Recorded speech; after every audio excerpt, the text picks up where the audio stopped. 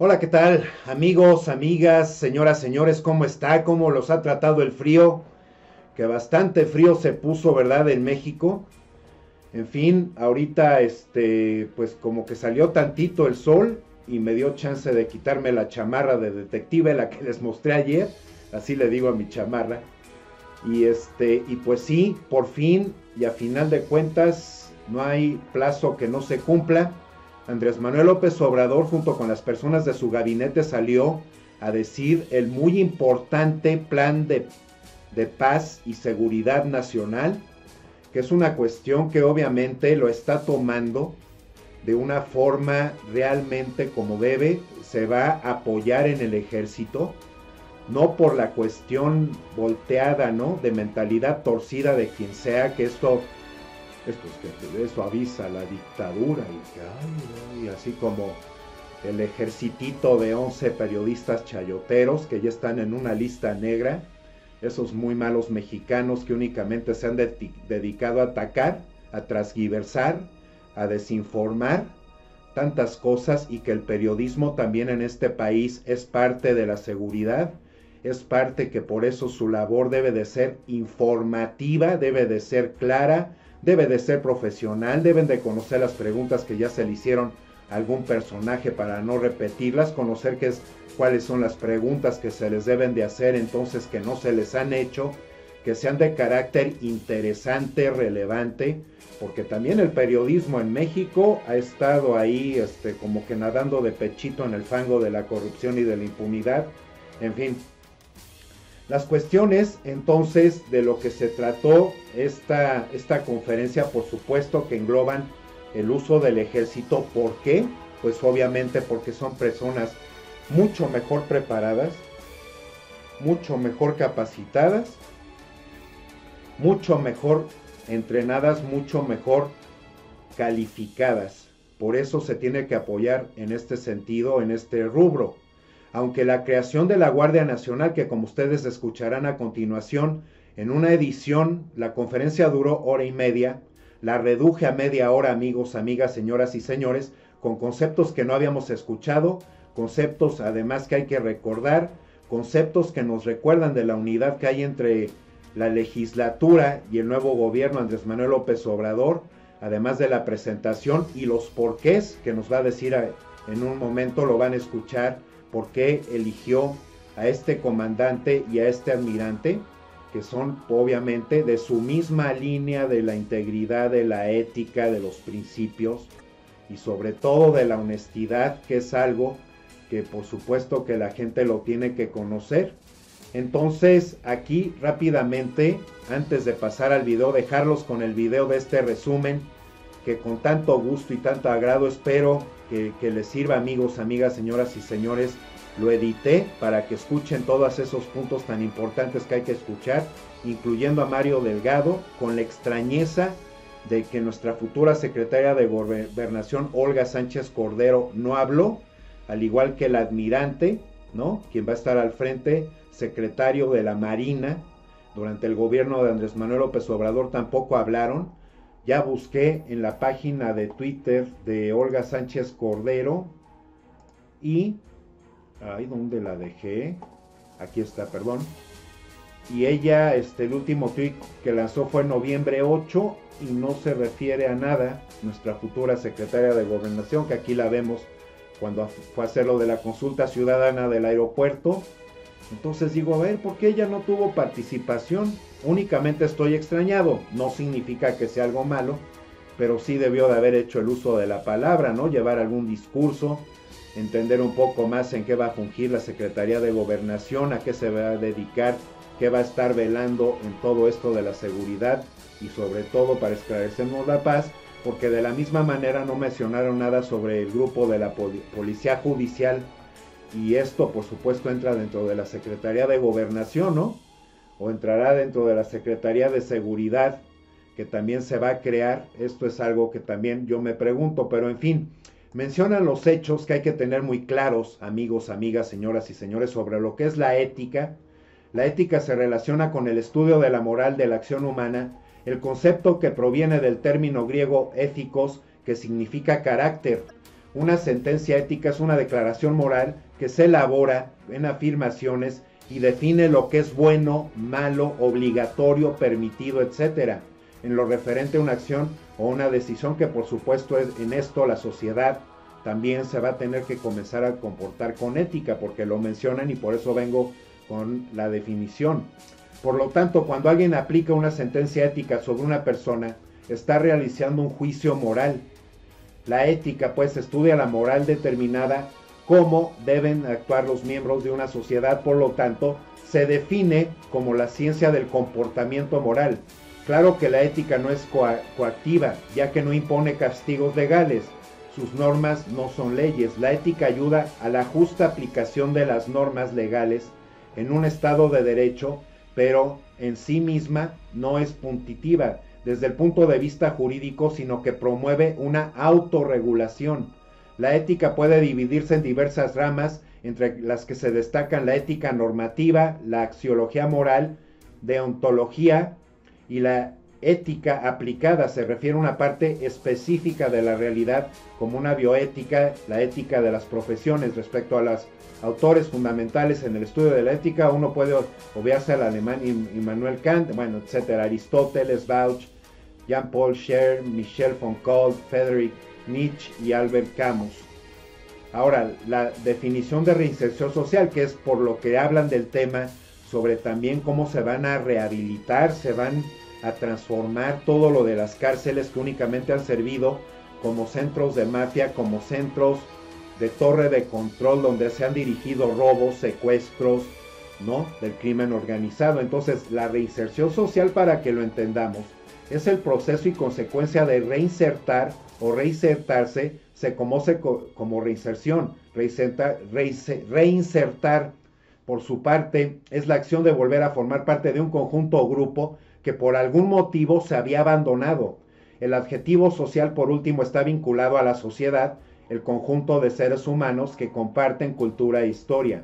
La idea de reinserción social hace mención a volver a incluir en la comunidad a un individuo que por algún motivo quedó marginado. El concepto suele utilizarse para nombrar a los esfuerzos para lograr que las personas que están afuera del sistema social puedan reingresar. Este sentido hay que decir que se entiende la sociedad como un sistema que brinda cobijo y contención a sus integrantes. Las personas forman parte de una sociedad, tienen acceso a ciertos tipos de servicios básicos que el Estado debe de garantizar y que son los indispensables para llevar una vida digna.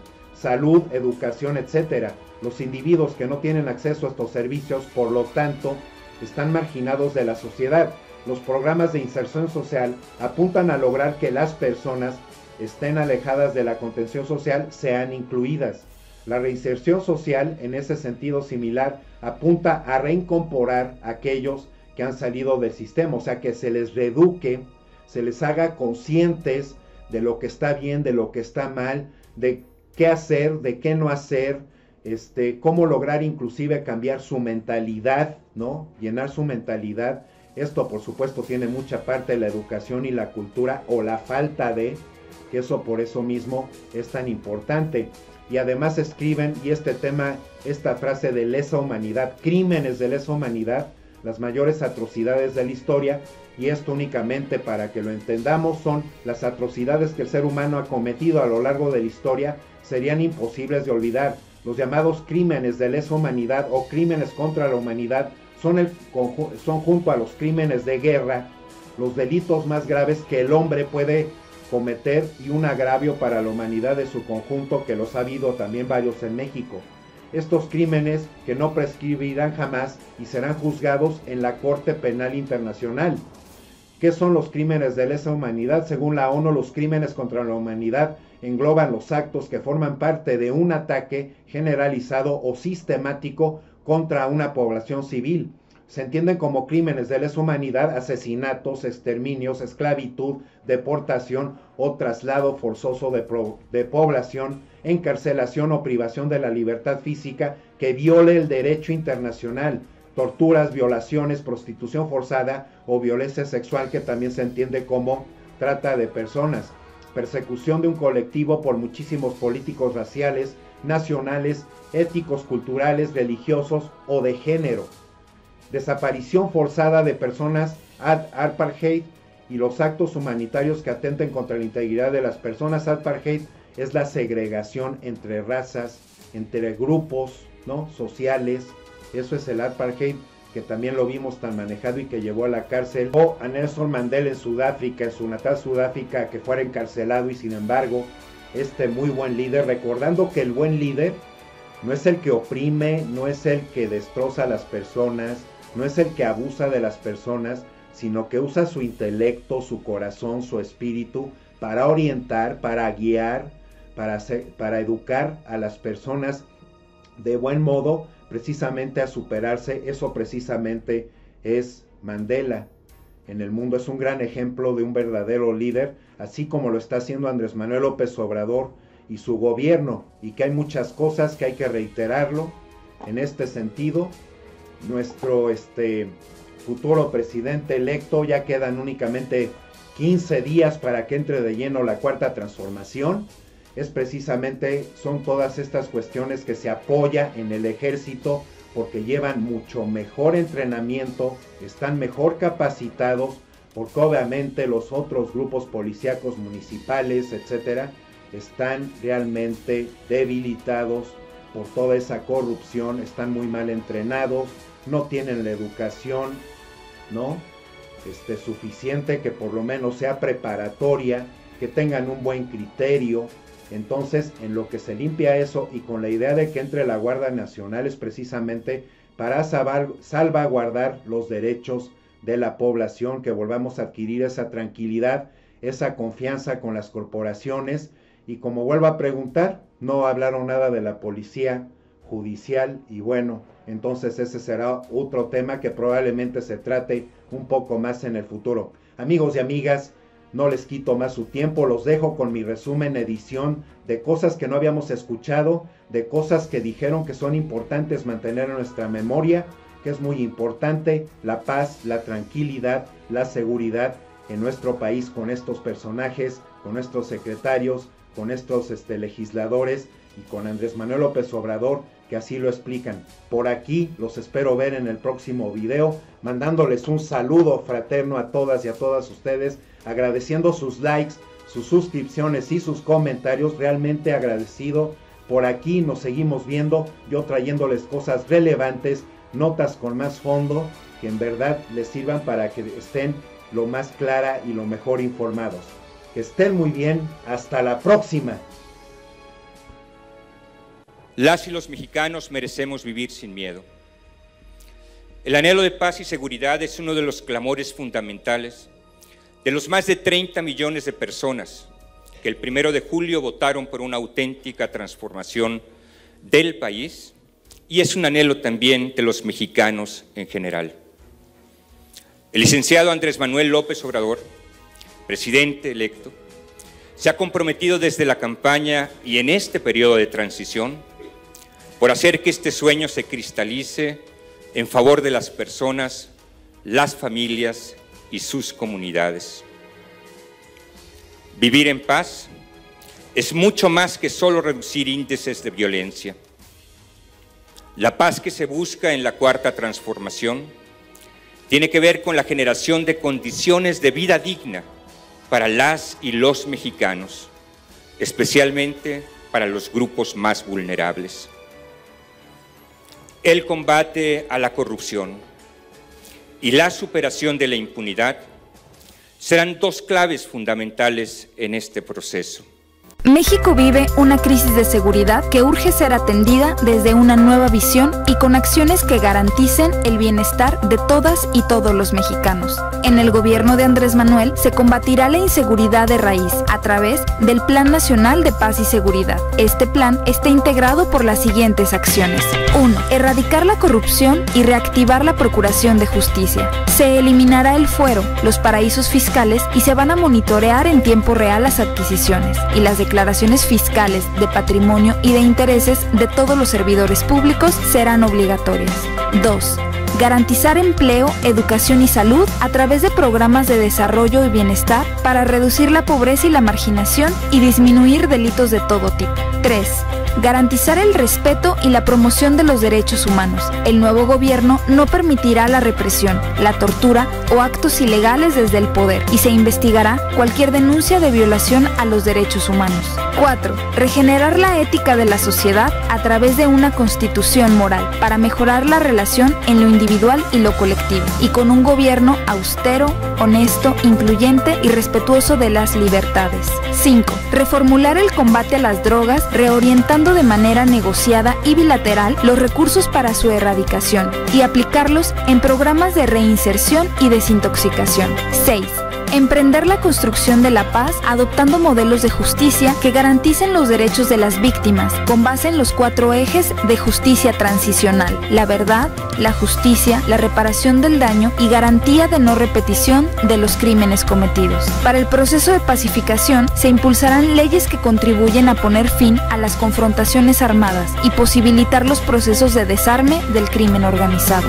7. Recuperación del control de las cárceles y su dignificación, así como planes para la reinserción social. 8. Nuevo plan de seguridad pública para lograr la construcción de una cultura de paz de mano de las instituciones y la población. Para esto, se repensará la seguridad nacional y se reorientará a las Fuerzas Armadas para fortalecer sus funciones y estrechar lazos con la sociedad. Se creará una Guardia Nacional como parte primordial en la prevención del delito, la preservación de la seguridad pública y el combate a la delincuencia en el país. La Guardia Nacional estará integrada por elementos de las policías militar, naval y federal, y se convocará a civiles para que se integren y reciban formación y adiestramiento. A su formación se agregarán nuevas prácticas y conocimientos, como procedimientos policiales, derecho penal, derechos humanos, perspectiva de género, primeros auxilios y protección civil, así como actualización en el uso de tecnología para mejorar su desempeño en favor de la sociedad. Habrá coordinaciones a nivel nacional, estatal y regional para dar solución a los problemas de inseguridad. En esta labor se sumarán asociaciones civiles y organismos ciudadanos para garantizar resultados positivos. Juntos lograremos que las familias de México recuperen la tranquilidad y la confianza en las instituciones. En la Cuarta Transformación, nuestra prioridad será garantizar la paz y mejorar la vida de cada uno de los mexicanos. Transición México 2018-2024.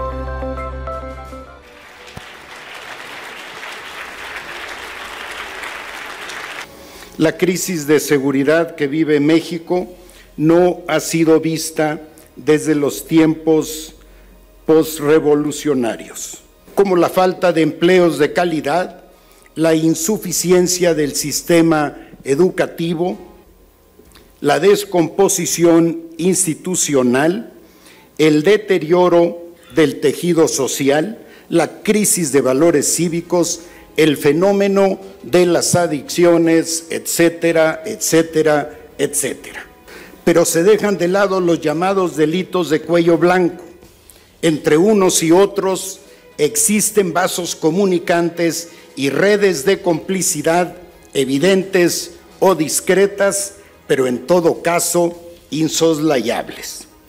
Por definición, la delincuencia organizada no puede existir sin un grado de involucramiento de funcionarios públicos que le ofrezcan un margen de protección e impunidad.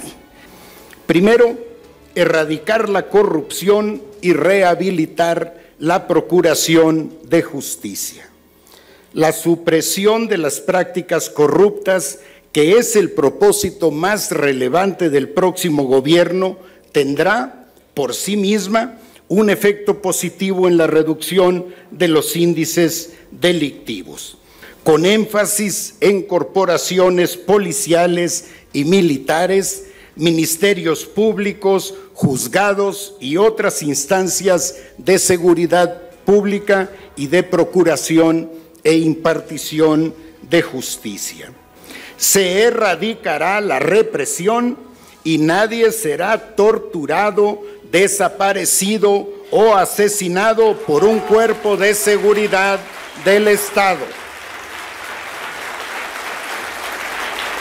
Regeneración ética de la sociedad.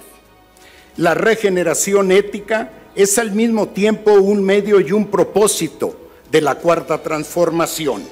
Más allá de la redacción de una constitución moral que proponga nuevas actitudes en la relación entre individuos y entre estos y el colectivo, además de enfatizar la cultura cívica y ética en los programas de estudios y en la comunicación oficial, la regeneración ética será la intención ejemplificante de un ejercicio de gobierno austero, honesto, transparente, incluyente, respetuoso de las libertades, apegado a derecho, sensible a las necesidades de los más débiles y vulnerables y pendiente en todo momento del interés superior. Recuperación y dignificación de las cárceles. El hundir a los infractores en entornos de descomposición y crueldad no es precisamente la mejor manera de impulsar su readaptación. El gobierno federal actuará basado en la premisa de que, salvo excepciones, la reinserción social es posible. Nos proponemos recuperar el control de los penales de las mafias que se enseñorean en ellos. Combatiremos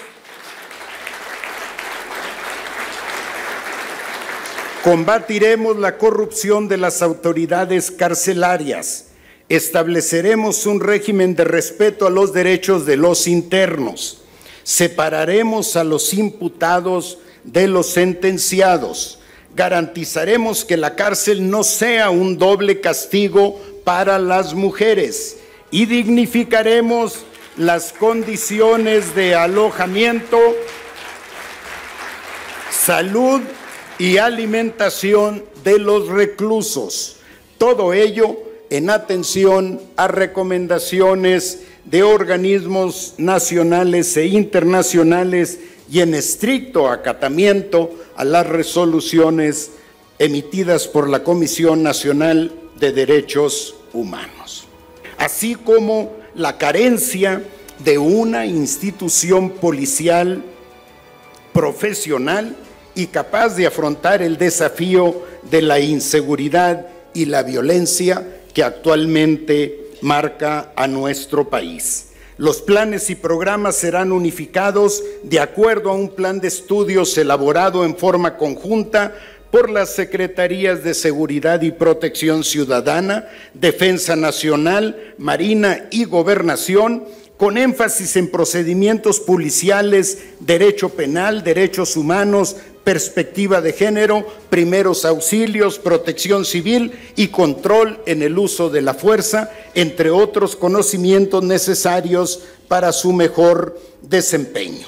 Los bienes decomisados al crimen organizado se destinarán a la atención de las víctimas, a fortalecer los programas sociales y a mejorar las condiciones de los integrantes de los cuerpos de seguridad.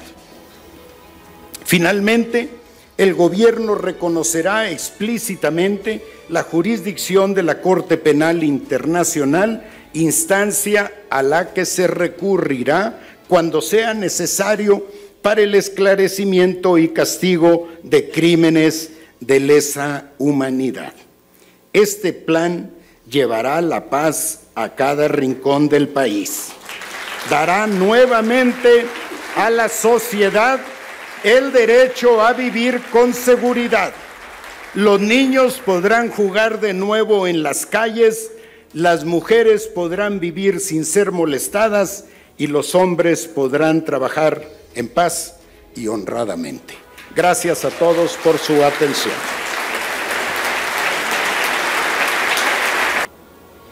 Cedo ahora la palabra al general Luis Sandoval, próximo secretario de la Defensa Nacional.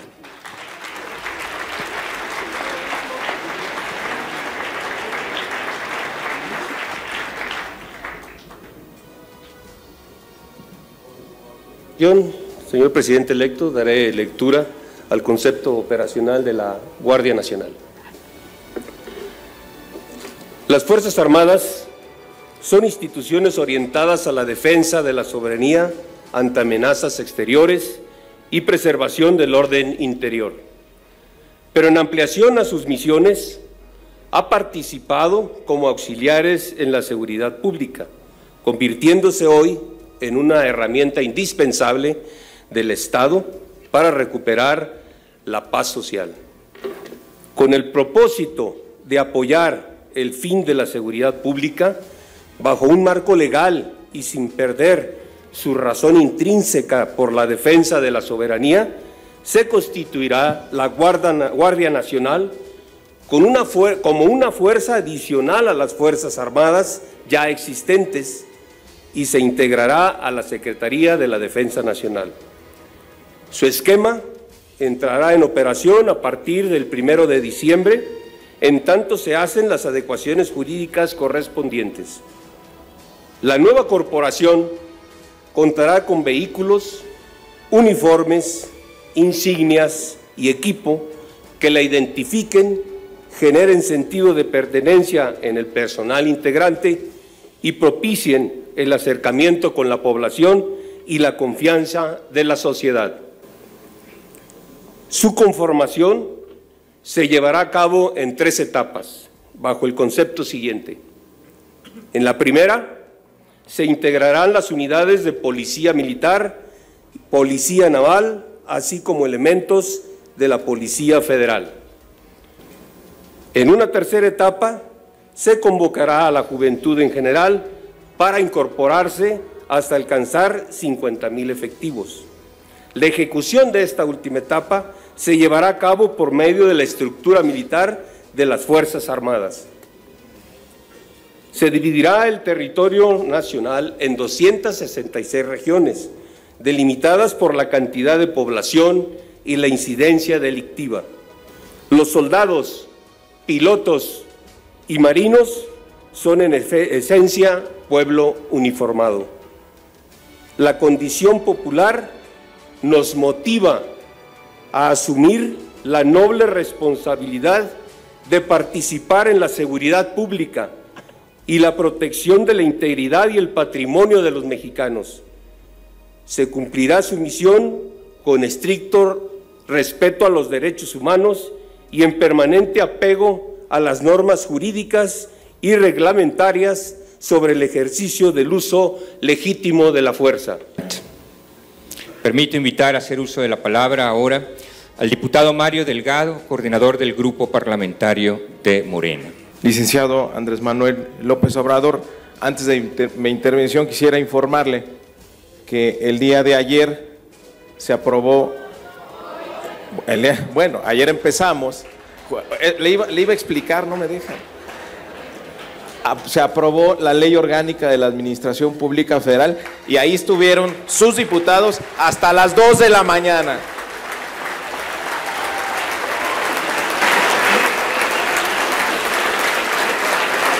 Están listos los cambios en la arquitectura de la administración pública para que arranque a partir del 1 de diciembre el gobierno de la Cuarta Transformación.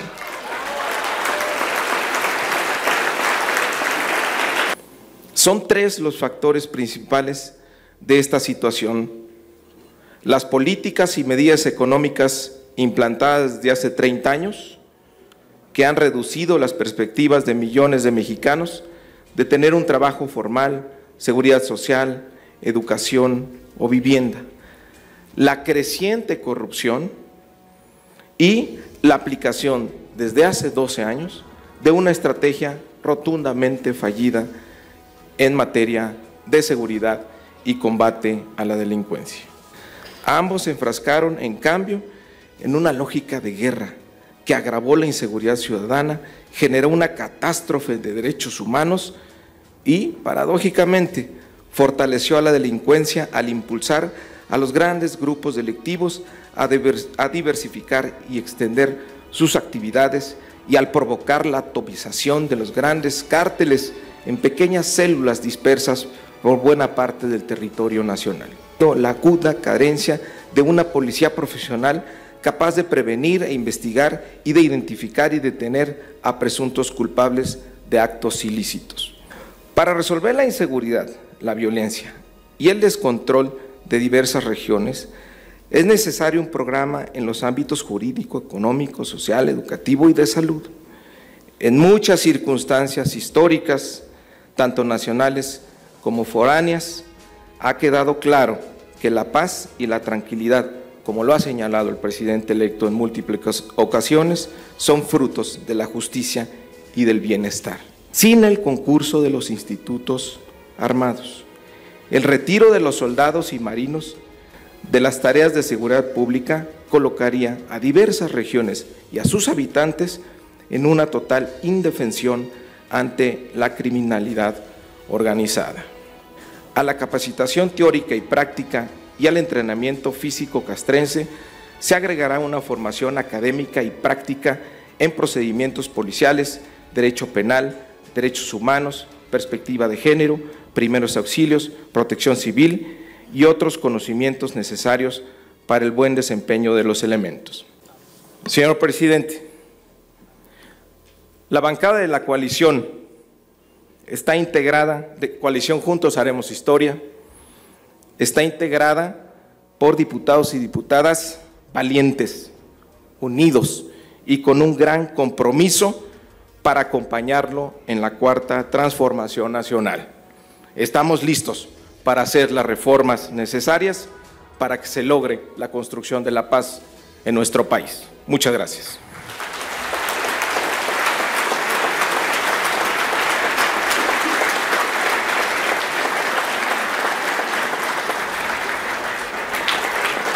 Amigas, amigos, legisladoras, legisladores, diputados, senadores, integrantes del gabinete, amigas, amigos de los medios de información, pueblo en general, de atender antes que nada lo económico y social, atender las necesidades de los mexicanos. En la idea de que la paz y la tranquilidad, como aquí se ha mencionado, son frutos de la justicia. Una y mil veces hemos repetido en las plazas públicas del país que no se puede enfrentar la violencia con la violencia, que no se puede apagar el fuego con el fuego, que no se puede enfrentar el mal con el mal. El fortalecimiento de los valores culturales, morales, espirituales. Para que haya paz y tranquilidad, se requiere acabar con la corrupción, se necesita combatir la pobreza, repito, se necesita fortalecer nuestros valores, no hacer a un lado esto que es tan importante, el mantener, el fortalecer valores culturales. Está demostrado que en las comunidades indígenas, donde hay más solidaridad, donde hay más fraternidad, donde se lleva a la práctica la ayuda mutua, el tequio, donde se mantienen las tradiciones, las costumbres, las culturas, es donde menos delincuencia existe en el país. Le hemos dado la espalda a los jóvenes. Lo único que se ha hecho en los últimos tiempos es etiquetarlos, llamarles ninis, que ni estudian ni trabajan, como si ellos fuesen los culpables, sin darles opciones, sin darles alternativas. Ahora, como parte de este plan para la paz y para la seguridad, entre otras cosas, porque lo esencial es el humanismo, la justicia, pero ahora se va a atender a los jóvenes, se va a garantizar a los jóvenes el derecho a la educación y el derecho al trabajo. No va a quedar un joven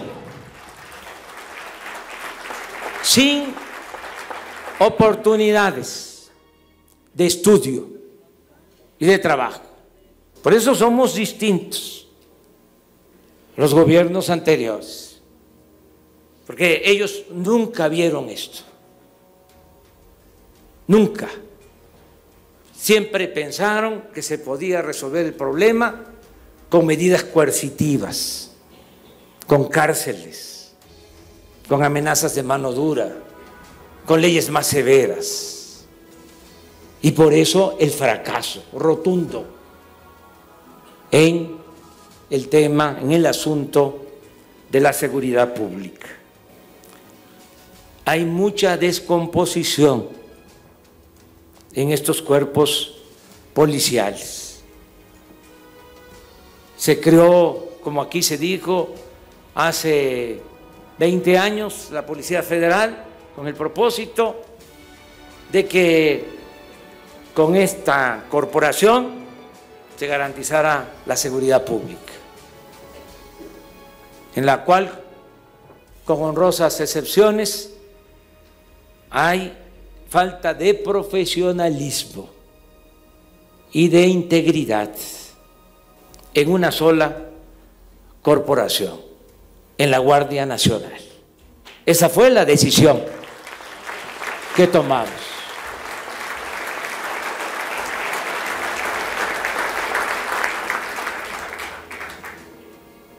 Claro que hay que hacer las adecuaciones al marco legal y por eso, con toda transparencia, estamos tratando este asunto, poniéndolo a consideración de los ciudadanos y de los legisladores.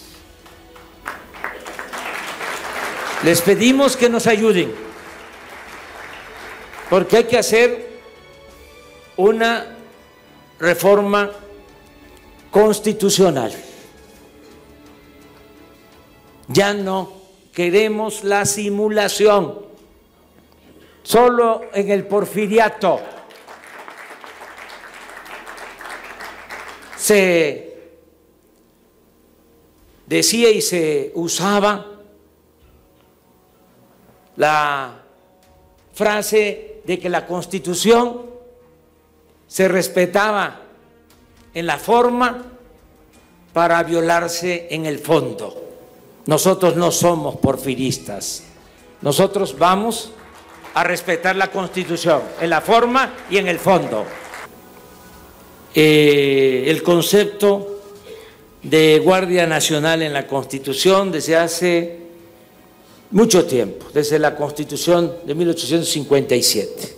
Es más, la Guardia Nacional se integró y actuó cuando los mexicanos, nuestros antepasados, defendieron a la patria en 1847 y 48 con la intervención estadounidense.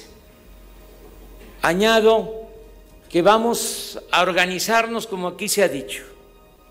Vamos a tener idealmente 266 coordinaciones territoriales. Vamos a empezar con 150 coordinaciones, porque no tenemos todos los elementos que se requieren. Necesitamos un promedio de 500 elementos por coordinación. En total vamos a requerir de 120 a 150,000 efectivos para las 266 coordinaciones. Y ahora la suma de la Policía Militar, la Policía Naval, la Policía Federal no nos alcanza para eso.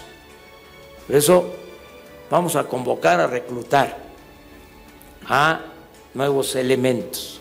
Y va a ser un proceso porque no tendríamos los recursos para incorporar de un día para otro 50,000 elementos. Va a ser un proceso que vamos a hacer con mucho cuidado para ir profesionalizando a los integrantes de la Guardia Nacional. Vamos a tener estas coordinaciones el primer año, 150 coordinaciones, de acuerdo a las regiones donde más se necesite, donde hay más problemas de inseguridad, de violencia. Desgraciadamente, en casi todo el país. Pero vamos a hacer esta selección. En 2020 vamos a llegar a 200 coordinaciones y en el 21 van a estar completas las 266 coordinaciones.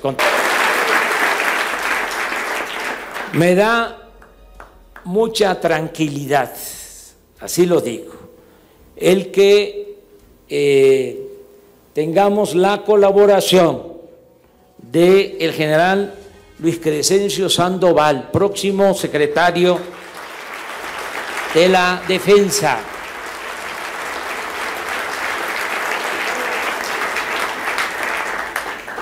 Cuando hice la indagatoria para resolver sobre este asunto,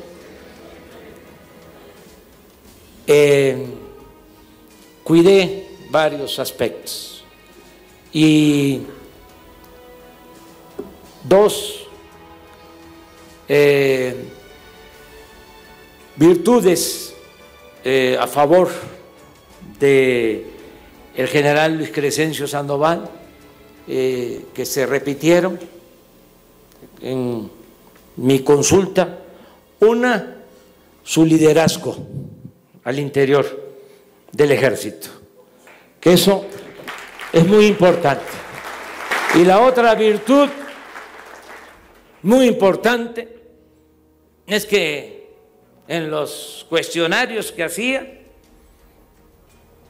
preguntaba sobre la honestidad y la respuesta acerca del comportamiento del general Luis Crescencio Sandoval es de que es un hombre honesto, incorruptible.